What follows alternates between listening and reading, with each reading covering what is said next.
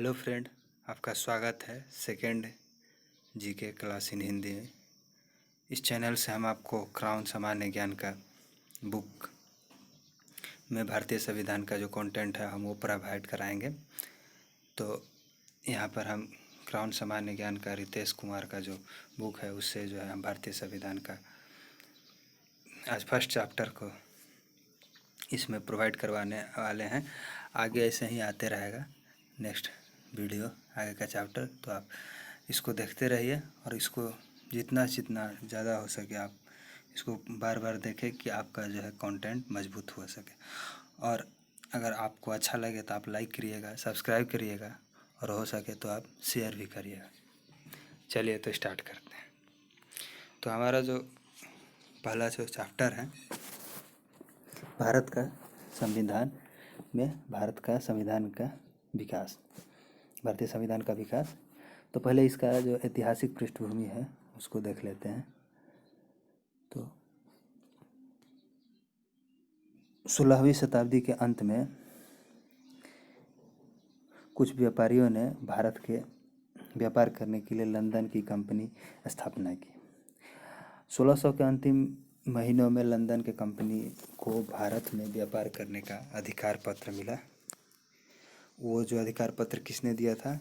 वो जहांगीर ने दिया था 1600 ईस्वी के अंत में। इस कंपनी के नाम से भारत में व्यापार करना शुरू किया।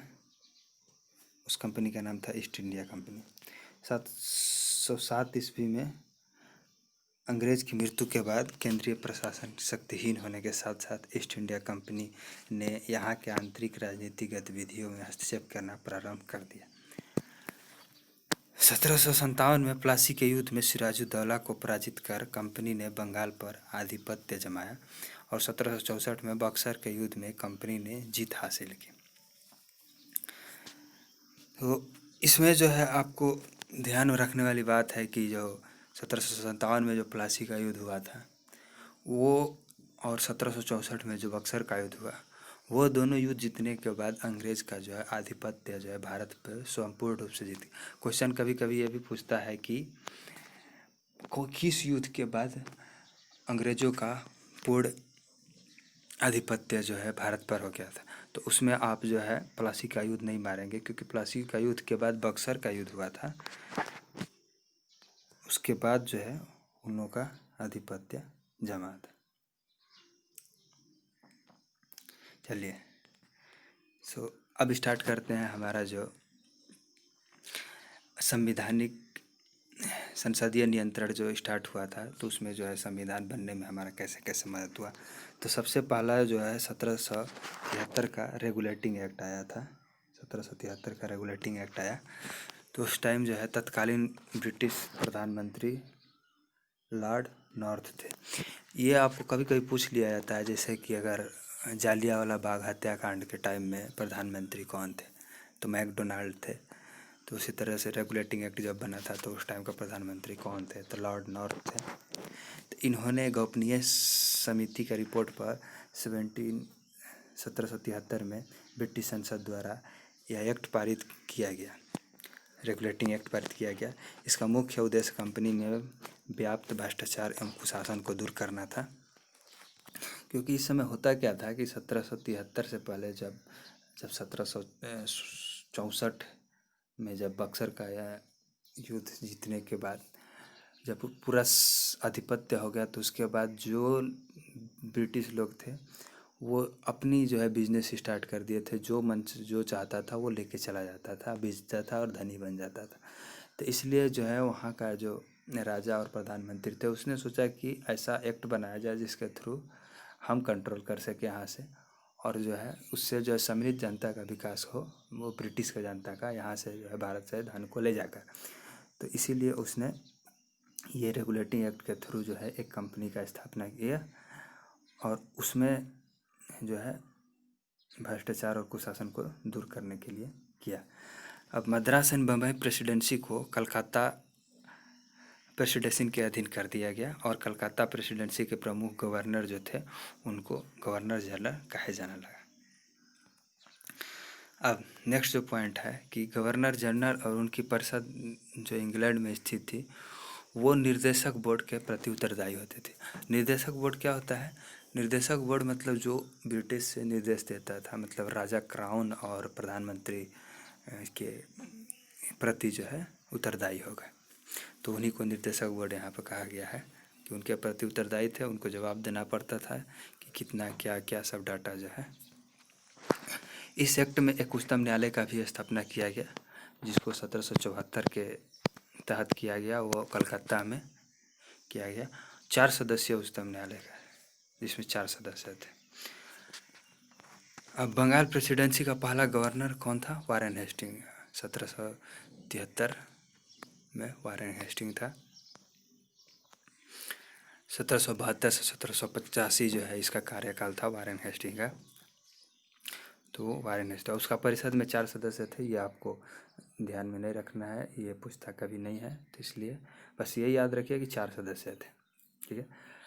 अब जो उच्चतम न्यायालय जो स्थापित किया गया था, तो उसका प्रधान न्यायाधीश जो था वो सर एलिजा इम्पे। ये आप नाम ध्यान में रखिए, कभी कभी पूछ देता है, सर एलिजा इम्पे। तो ये आपको इसमें है जो 1773 का रेगुलेटिंग एक्ट हुआ था। इसमें जो है वही मात्र 3-4 पॉइंट ध्यान आपको रखना है कि मद्रास और बम्बई प्रेसिडेंसी को बंगाल प्रेसिडेंसी का अधीन कर दिया गया। गवर्नर को गवर्नर जनरल बना दिया गया।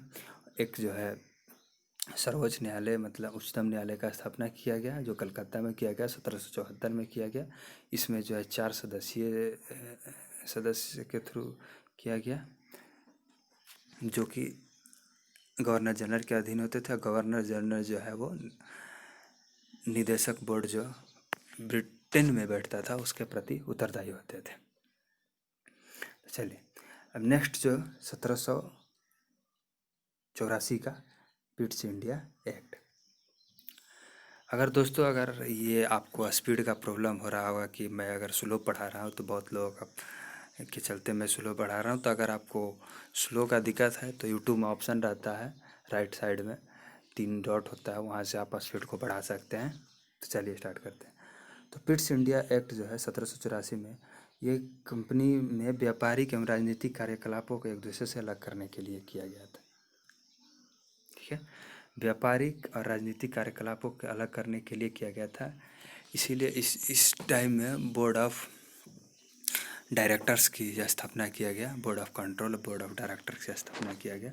बोर्ड ऑफ कंट्रोल जो था वो यहाँ पे जो है कंपनी के वाणिज्यिक संबंधित विषय जो था वो बोर्ड ऑफ कंट्रोल के हाथ में था, बोर्ड ऑफ डायरेक्टर के हाथों में दिया गया था।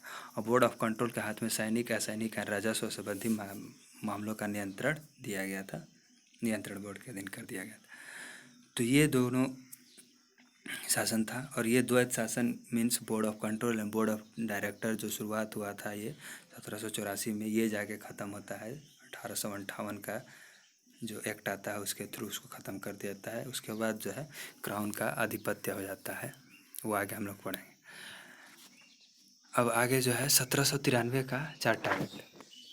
यहाँ से अगर हम लोग पढ़े तो 1773 का रेगुलेटिंग एक्ट, उसके बाद 1784 का Pitt's India Act, and then 1793 से चार्टर एक्ट स्टार्ट होता है। यहाँ से लगातार 3 चार्टर एक्ट है 20-20 वर्ष पर, 1793, 1813 और 1833। तो ये आप याद रखने के लिए एक तरीका याद कर सकते हैं कि 1793 का चार्टर एक्ट 20 वर्ष जोड़ देंगे 1813 देन 1833। तो 1793 का चार्टर एक्ट के द्वारा इस एक्ट में कंपनी का व्यापारिक अधिकारों को 20 वर्ष तक बढ़ा दिया गया। और एक्ट के तरह बोर्ड ऑफ कंट्रोल के अधिकारी के वेतन भारतीय कोष से दिया जाने लगा।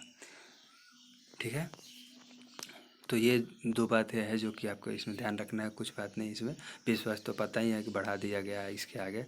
और जो है बोर्ड ऑफ कंट्रोल का जो सदस्य थे उनका जो है वेतन भारतीय कोष से दिया जाने लगा। अब 1813 का चार्ट एक्ट, इस एक्ट के अंतर्गत कंपनी के भारतीय व्यापार के एकाधिकार को समाप्त कर दिया गया, किंतु चीनी से व्यापार और चाय के व्यापार का एकाधिकार बना रहा। मतलब कंपनी का जो भारतीय व्यापार होता था जिसमें एकाधिकार दिया गया था, उसको समाप्त कर दिया गया इसे। लेकिन बस इसमें दो चीज़ जो है गड़बड़ कर देता है, आप भूल जाएंगे। चीनी मतलब चीनी और चाय, अगर ऐसे कॉम्बिनेशन में याद रखिएगा, तो चाय और चीन से जो व्यापार था उसको बंद नहीं किया गया, बाकी जितना एकाधिकार था उसको बैन कर दिया गया। और इस एक्ट के तहत 1 लाख रुपये प्रति वर्ष विद्वान भारतीयों के प्रोत्साहन तथा साहित्य के सुधार एवं पुनरुत्थान के लिए रखा गया था। मतलब इसमें भारतीयों के लिए प्रोत्साहन और उत्थान के लिए रखा गया 1 लाख रुपये प्रति वर्ष। ईस्ट इंडिया कंपनी के अगले 20 वर्ष के लिए भारतीय प्रदेश में राजस्व पर नियंत्रण का अधिकार बढ़ा दिया गया। मतलब वहीं 1813 से 20 वर्ष बढ़ा के 1833 का चार्टर है। भारत में अंग्रेजी शासन के दौरान संविधान निर्माण में प्रथम धुंधले संकेत इस एक्ट से मिलते हैं। ठीक है, क्या मिलता है देखिए, इस एक्ट में कंपनी के व्यापारिक एकाधिकार को समाप्त किया। वहाँ पर चाय और चीनी जो 1813 में था, जिसका व्यापार हो रहा था चाय और चीन के साथ, उसको भी यहाँ पर ख़त्म कर दिया गया और उसे भविष्य में केवल राजनीतिक कार्य करने का ही अधिकार दिया गया। तो कंपनी जो था उसको मात्र अब कहा गया कि आप राजनीतिक कार्य कीजिए, व्यापारिक आपको कार्य है टोटली ख़त्म, आपको करना ही नहीं है। इस एक्ट के द्वारा भारतीय प्रशासन का केंद्रीयकरण किया गया। बंगाल के गवर्नर अब भारत का गवर्नर जनरल बन गया।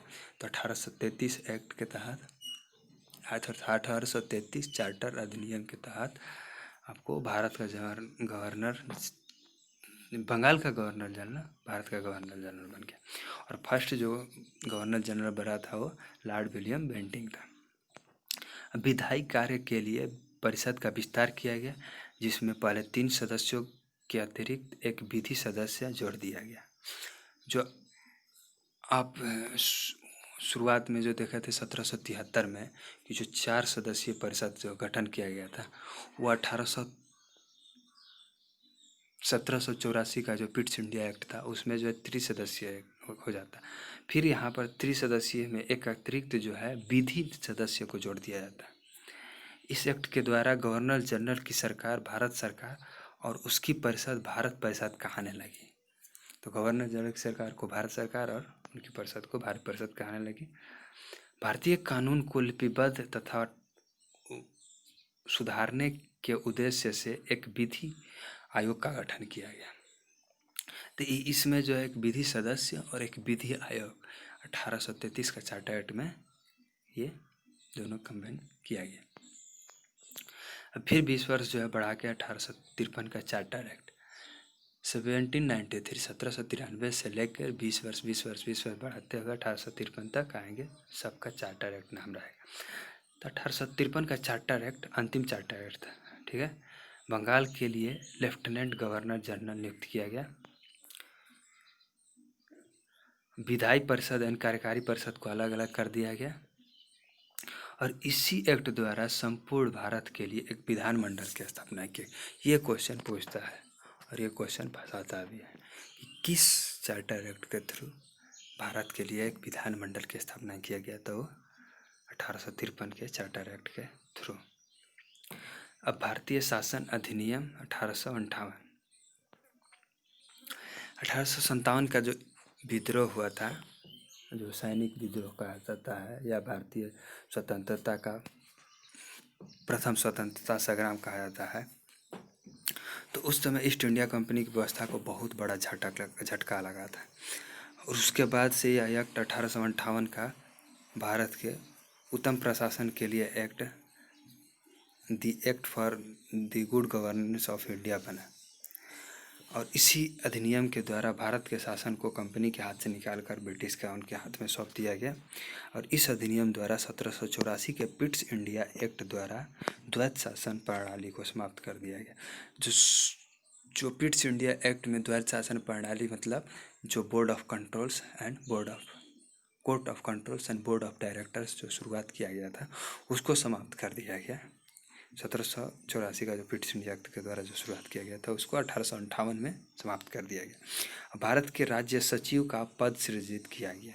ये एक महत्वपूर्ण जो यहाँ पर है कि राज्य सचिव जो का पद सृजन किया गया और उसके अंदर में 15 सदस्यीय एक परिषद जो है रखा गया, जिसको भारतीय परिषद कहा जाता था, वो रखा गया। अब भारत के गवर्नर जनरल को अब वायसराय कहा जाता है। भारत के गवर्नर जनरल जो था उसको वायसराय का उपाधि मिल गया, जो क्राउन का सीधा प्रतिनिधि होता। वायसराय का मतलब ही होता है कि राजा का प्रतिनिधि करने वाला वायसराय कहा था। इसीलिए जो है, अगर आप देखिए कि स्वतंत्र होने के बाद, भारत जब स्वतंत्र हो गया उसके बाद हम लोग वायसराय टर्म नहीं यूज करते हैं, गवर्नर यूज करते हैं, जिसका हिंदी में राज्यपाल बोलते हैं। वायसराय नहीं यूज करते हैं क्योंकि वायसराय का मतलब होता है राजा का प्रतिनिधित्व करना। तो पहला जो वायसराय बना था वो लॉर्ड कैनिंग था 1858 के टाइम में। जो पहला गवर्नर जनरल का पद भारत सरकार के विधायी कार्य का प्रतीक था तथा क्राउन का प्रतिनिधित्व करने वाले के कारण उसे वायसराय कहा गया। तो चलिए यहाँ तक समाप्त करते हैं। इसका अगला पार्ट में जो है भारतीय परिषद अधिनियम 1861 से हम लोग स्टार्ट करेंगे। तो अगर वीडियो अच्छा लगे तो लाइक करिए, सब्सक्राइब करिए। अगर अच्छा नहीं भी लगे तो आप डिसलाइक कर सकते हैं, बट कारण ज़रूर बता दीजिएगा, क्योंकि हम भी कोशिश कर रहे हैं, हमसे भी गलती हो सकती है, ये गलती ज़रूर सुधारा जा सकता है। तो आप ज़रूर कमेंट करें अगर आपको अच्छा नहीं लगता है। चलिए, थैंक यू, धन्यवाद।